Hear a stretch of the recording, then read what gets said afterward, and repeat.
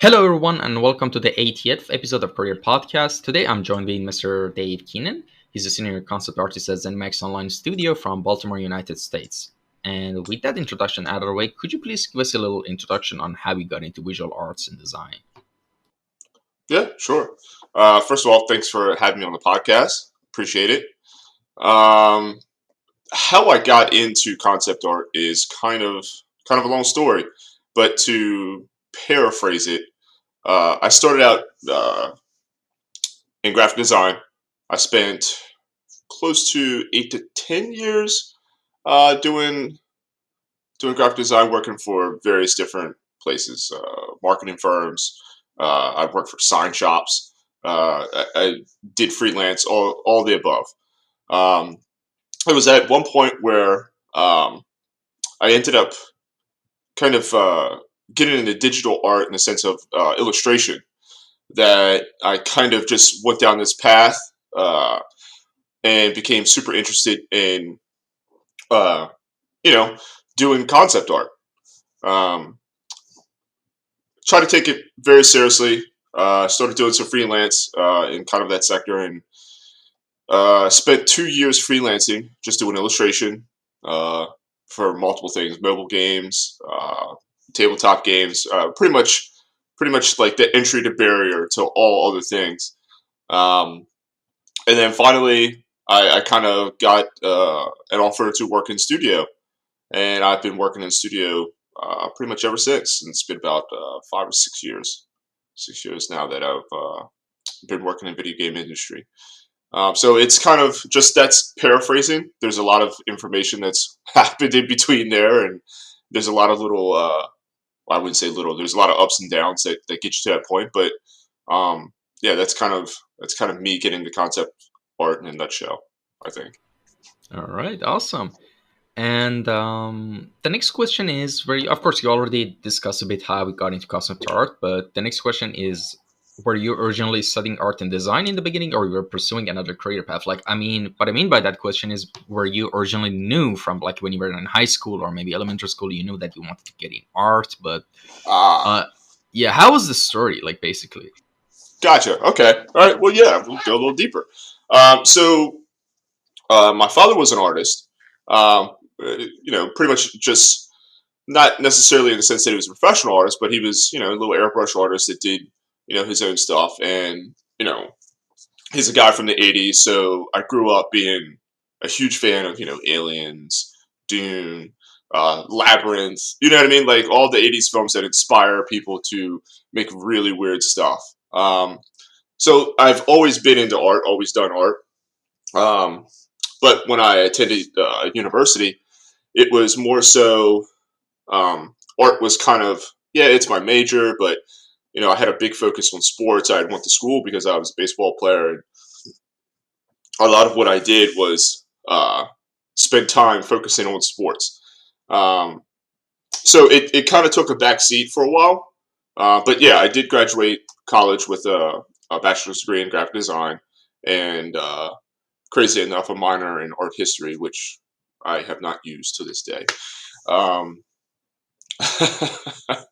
but yeah, like you know, working in the graphic design field, it was essentially the way that at this point in time, which was back in 2002.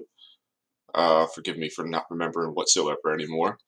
Um, Graphic design was kind of the way that people would explain to you, hey, this is a way to make money as an artist. This is how they would explain off, like, you'll be a struggling artist, you'll be poor if you're just an artist. So this was like, concept art wasn't necessarily an opportunity, nor was it as widely known as it is now. It's not as prevalent. There wasn't online tutorials and stuff like that. That could jumpstart you. There wasn't all these people like Learn Squared and Bobby Shoes brainstorm that oh, here's how you do this thing. I didn't even have access to like Gnomon DVDs or anything like that yet. So that's just how I kind of got into it. Is all right. Here's graphic design. This is a thing I could do. I spent a lot of time painting, like oil painting and stuff like that, illustration in college, but that was never considered to be a thing that would essentially springboard me into having an art career per se. Yeah, and an interesting point is that, I mean, as you said, the entertainment industry wasn't as big as like it is right now. Especially in the '80s, like there was like a general good established sci-fi scene in the Hollywood and in America, and that was basically the main polar of like entertainment in the world back then, in a sense. Yeah, And I assume in those times you have to be like a very already established artist and illustrator to get those concept art gigs for like, sci-fi movies and stuff like that. But now with like, the exponential growth of like in entertainment industry, video games, movies, animations, everything, there's so much. We're actually having shortage of environment artists, if I'm not mistaken, in concept art. And so yeah, it's kind of interesting to see how it evolved to this point. And yeah. I sorry. Go ahead. no, sorry, go on. There was nothing else to say. Sorry, go on. Um. Well, to that point, yeah. You know,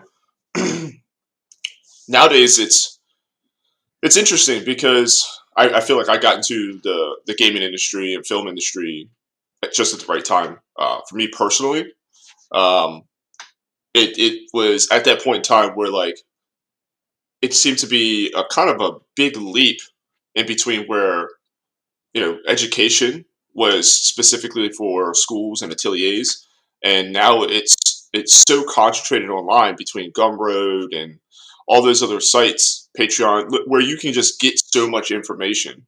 There's such a plethora of information available to you that honestly, like you don't really have to go to school to be able to do the job that we do. So it's cool. It's really cool. I don't know if I'm dating myself by all this stuff, but uh, it just when I got into the digital art scene, um, you know, there wasn't there wasn't really that much to offer. It's like just keep practicing, keep drawing, keep doing the fundamentals, and just learn Photoshop as much as you can. Which I at this point in time I had already known a lot of like the Adobe stuff, just working in graphic design. Like there's just tons of software to already work with. So yeah, it's interesting.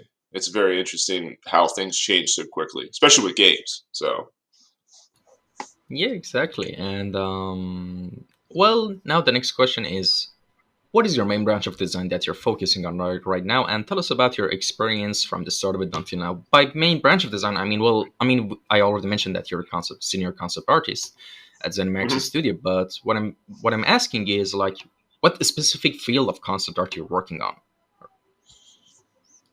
so it depends because there's different tasks that are required during different periods of production of any project, right? So sometimes there's a biz dev period, right? Like there's a lot of blue sky work being done where we're just trying to figure out the mood of everything and understand a lot of things. Um, I'm usually a character designer. Usually, I get the art director is going to come to me for a lot of character work, um, but that's not something that you necessarily get limited to. Most studios and most art leads and ads, they want to encourage you to kind of work on as many facets as you'd like. If you want to contribute to weapons or props or environments, of course, like by all means, like go ahead and do those things.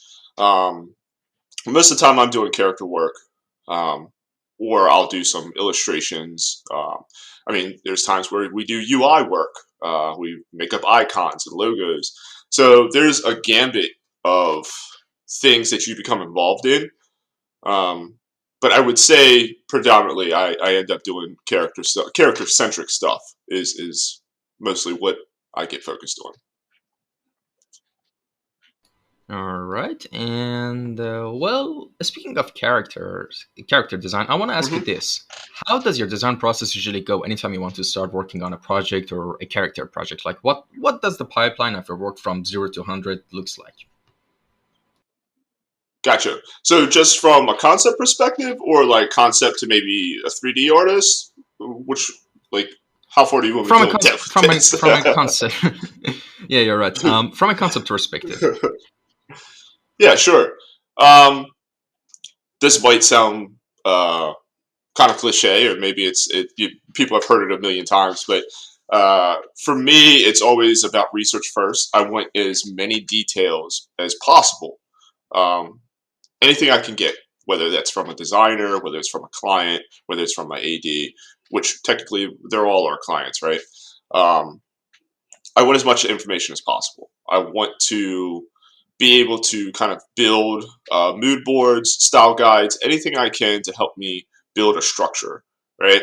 Um, some concept artists are different, right? Like some are what I call like architects, and then some are what I call gardeners, right? Like gardeners want to just dig it up, and they want to try to find those ideas as they go along, and then plant little seeds and let it grow, and it happens organically. Where architects need like some type of like very defined structure.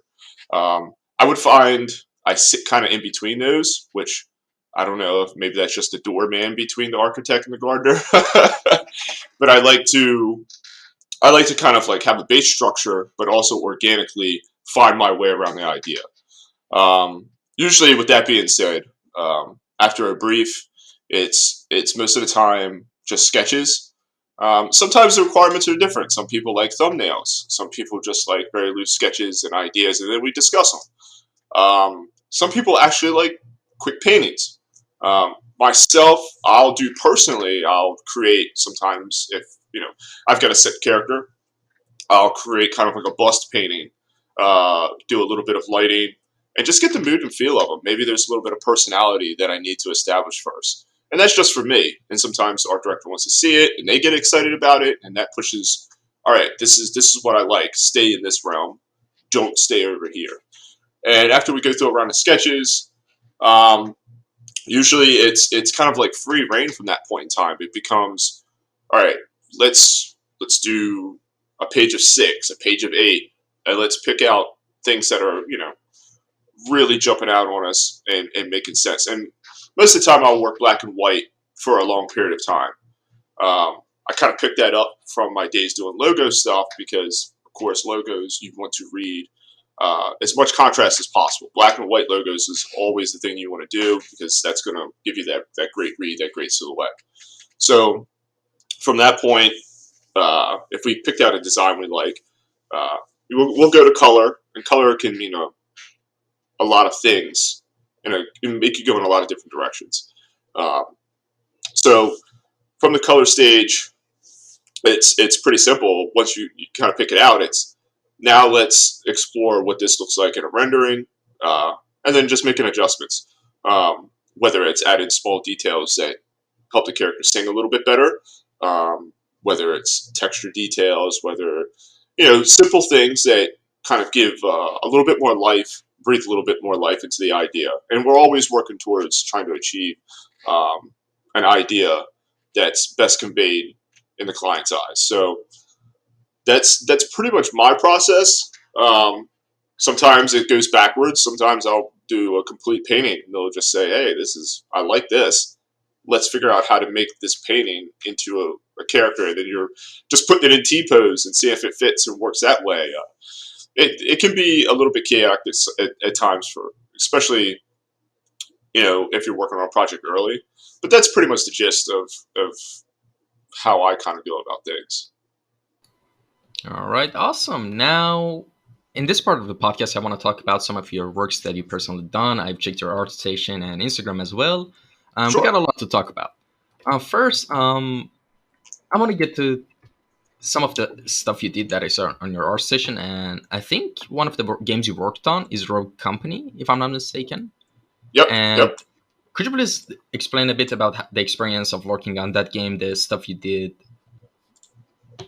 Sure.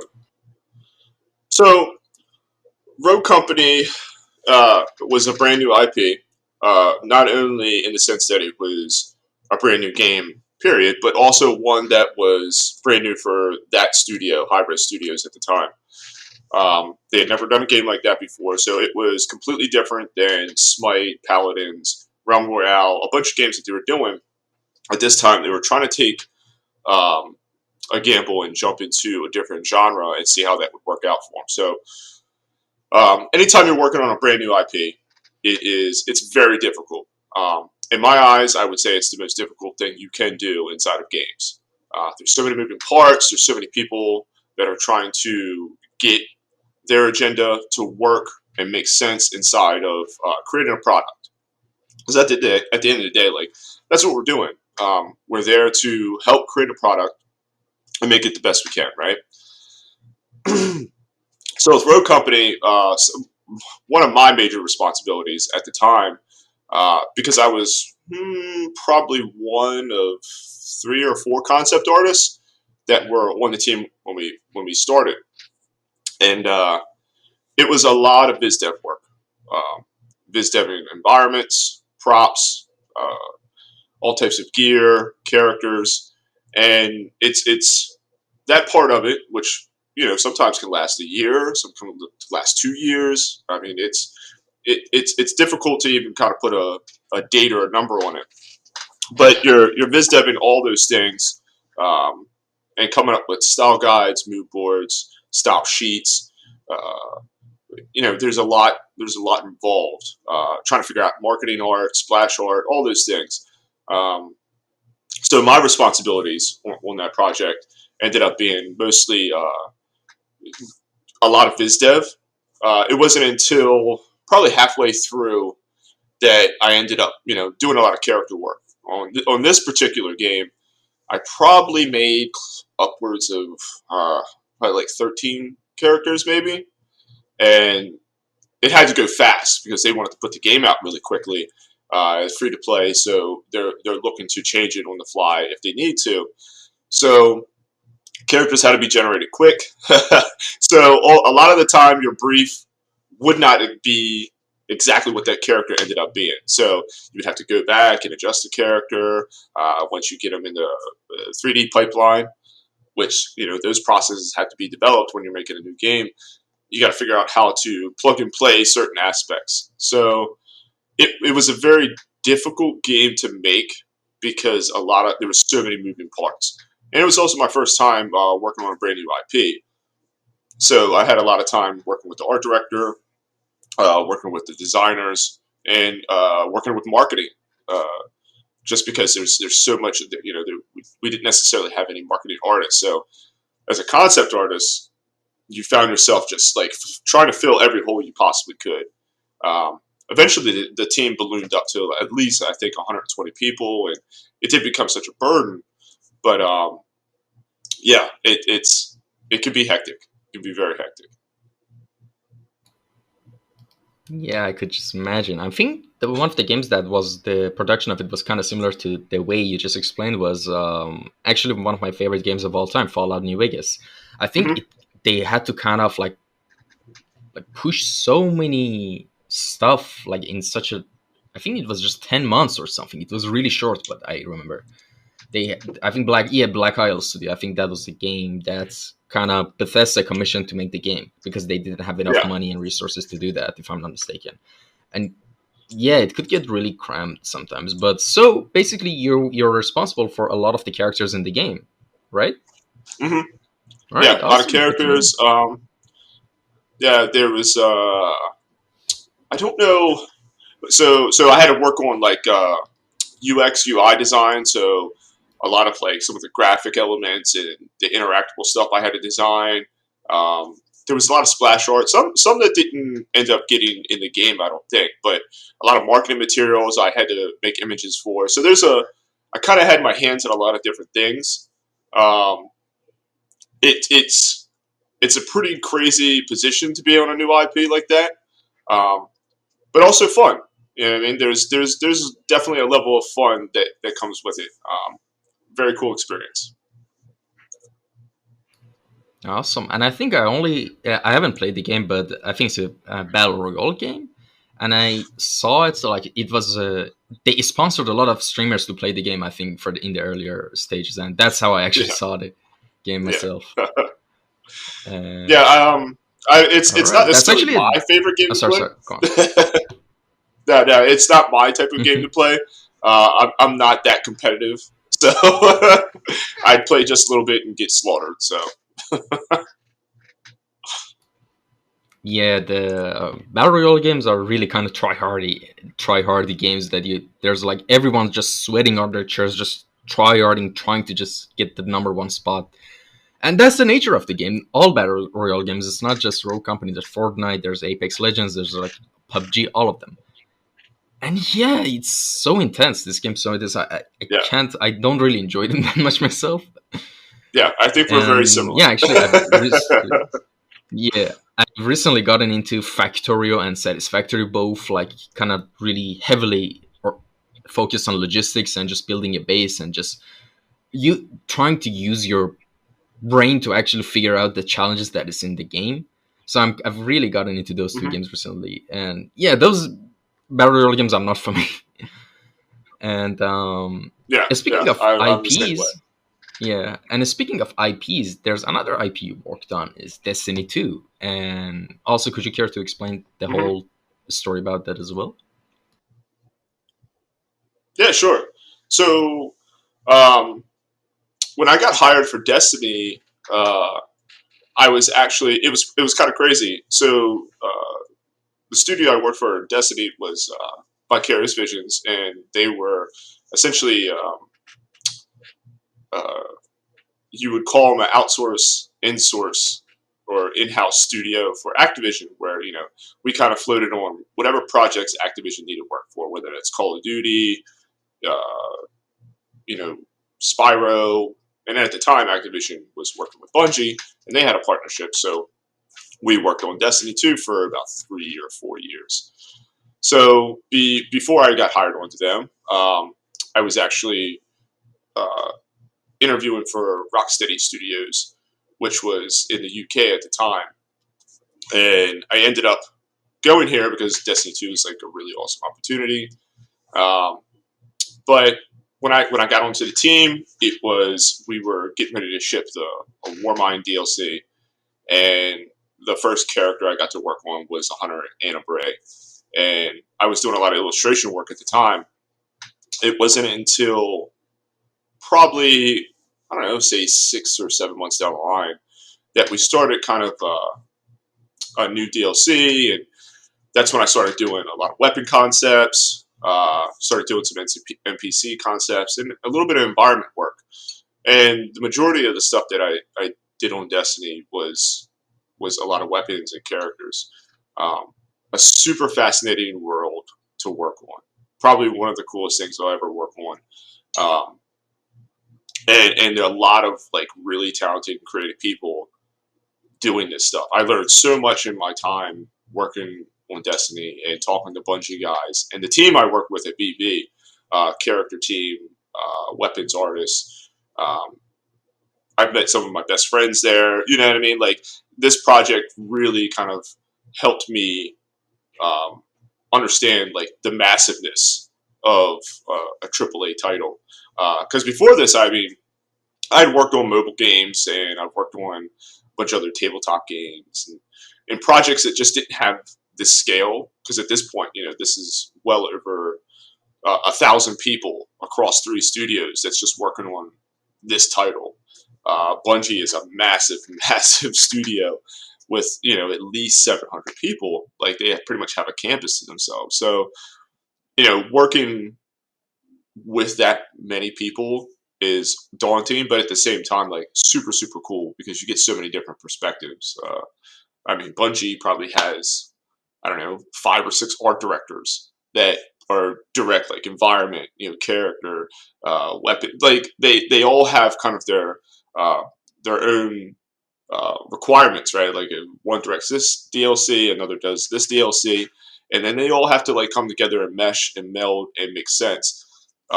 It's a huge machine that I don't know if I could even attempt to try to run in any possible way. So I was just a little part of all that going on, but it was super fun, super cool. All right, awesome. And speaking of working in like a super huge environment, like having like in a company that there's 700, 800 employees there, I want to ask you something related to that while we're in this context. And How is work at ZeniMax's studio right now? And I think that's the main studio you started your work in and still working. And for anyone who, by the way, who doesn't know, and I actually learned that like before the interview, ZeniMax's studio is actually a holding company. It's not necessarily an art company. It's a holding company that basically acquired like Bethesda, a bunch of other studios. I Hmm. think there was Machine Games, Tango Gameworks. Yeah, and it's pretty interesting. And I think ZeniMax is Studio Online, and I think that's the main one you're working in, right? Yep, yep. All right. So Yeah. could you please? So, Yeah. Go. um, sorry, I didn't mean to cut you No, no, no, off. no, no, no, no. Yeah, Sorry. Go ahead. yeah. So ZeniMax Media actually just got purchased by Microsoft. So we're actually a first party studio for Microsoft, and now all our games will be on obviously Microsoft platforms. Um, I started working there about a year ago. So my complete experience working with the studio has been remote. You know, since the whole COVID situation, I think I stepped foot inside the studio maybe once, and that was my interview. So um, we go back into the studio, I think, very shortly. But in terms of experience working here and being in studio, I don't have any idea actually. It's all the people I work with. I see through a viewer just like this, right? Like I'm on Teams every day with a list of meetings, which that's what Game Studios is.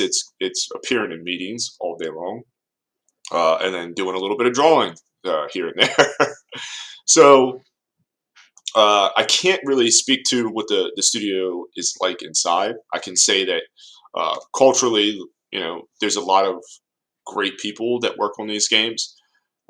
People with fantastic ideas, very creative, and when you get a chance to work with different departments, and what I'm doing now currently is a new project. So again, we're going through that period of trying to figure things out, and it's it's fun, exciting, but also, again, like I said before, it can be excruciating because making a new IP is like the hardest thing to do. Um, but with this studio and being under Microsoft moniker, uh, you've got a huge responsibility to make something great. And so I think our team, this studio, and all the other studios that are kind of under their umbrella. There's sorry, 8 other studios that are in the ZeniMax family. So they all have to do their thing, just like we've got to do ours. And it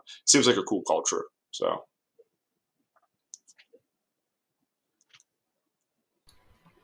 All right.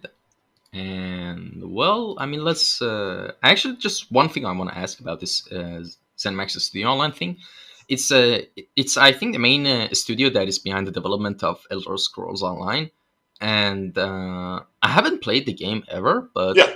like when I was doing a bit of research that recently, I think I don't know if you know anything about this, but I was just curious. I mean, since you're in that environment, apparently there's a new update and patch that kind of broke the game, and like in terms of gameplay and stuff like that. Do you have any news on that?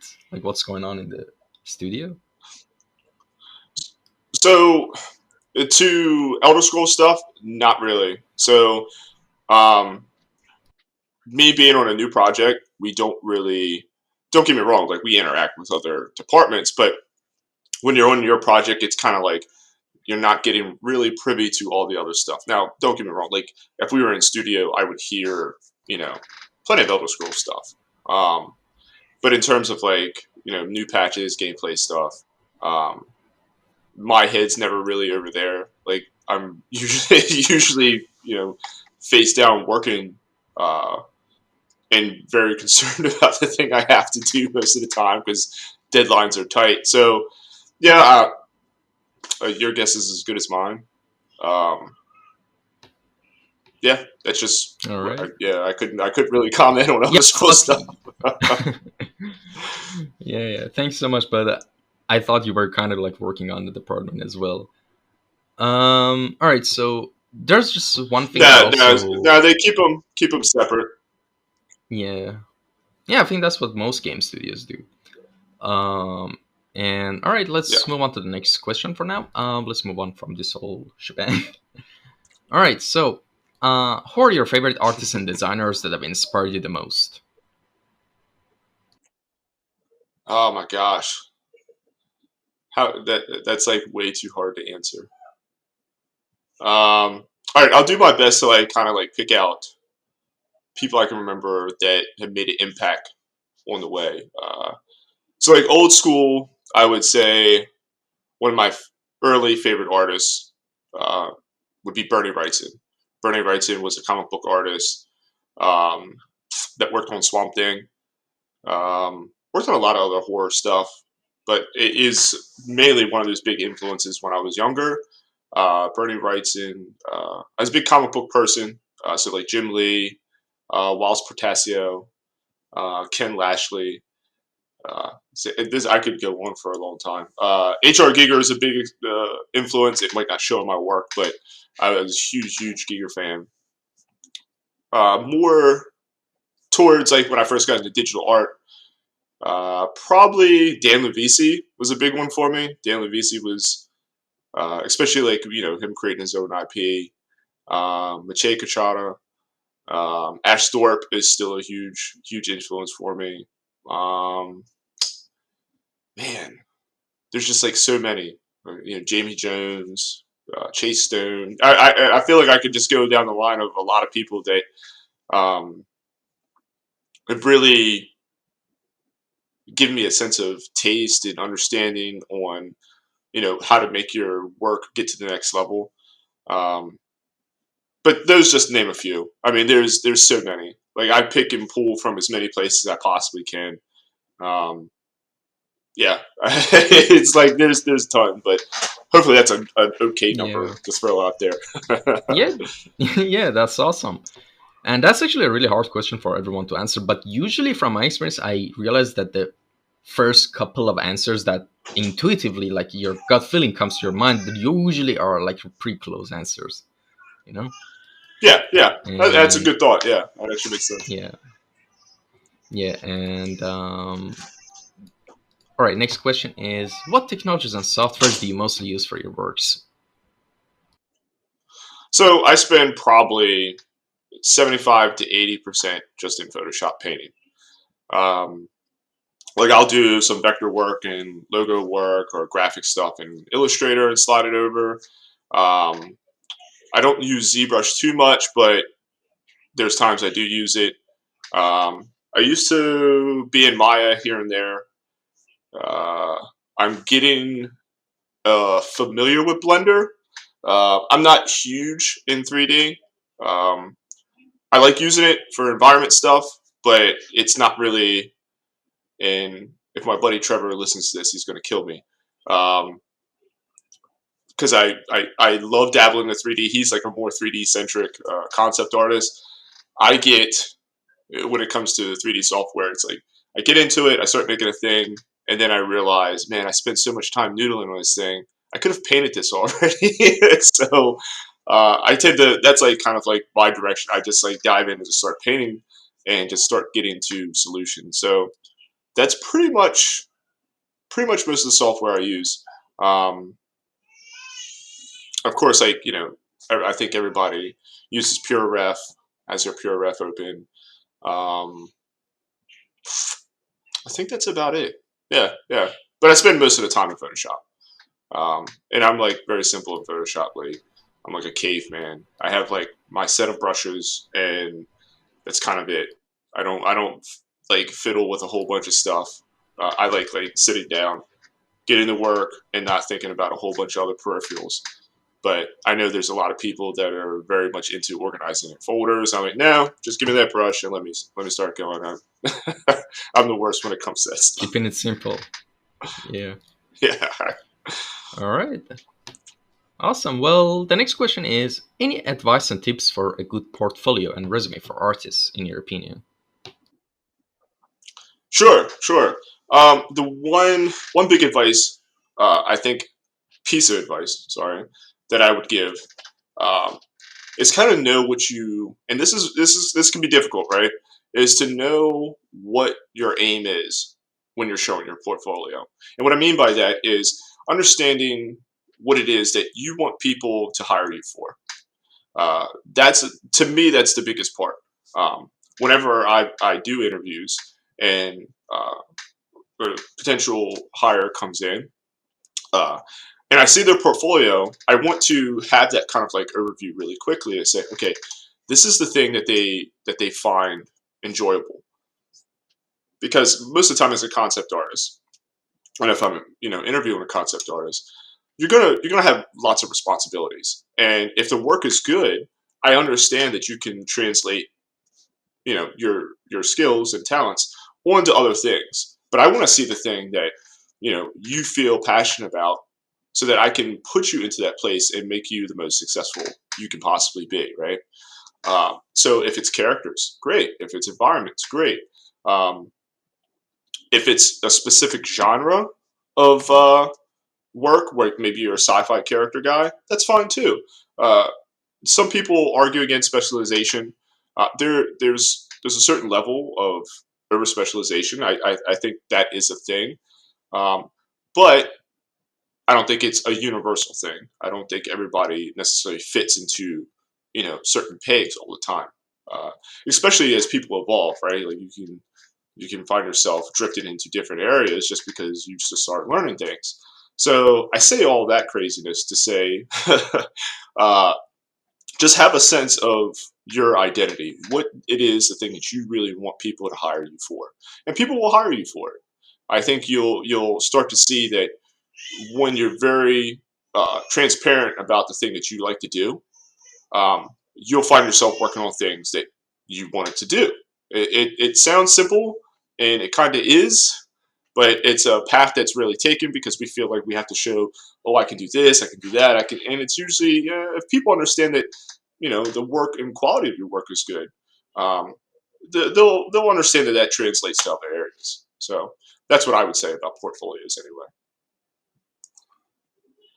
All right, awesome. And what are you working on right now that you can tell us about? What kind of project is it? I mean, of course, if there's NDAs involved, we can skip right past this question. But if that's not the case, what are you doing right now? Yeah, so I can't talk about the things I'm working on right now because it is a new project. So uh, I do have a personal IP that I work on the side, but outside of that, yeah, I can't really discuss much other than that. All right, I mean, fair enough. And all right, the next question is a little bit less technical. It's kind of about you. And the question is, what area beside the area you're working on right now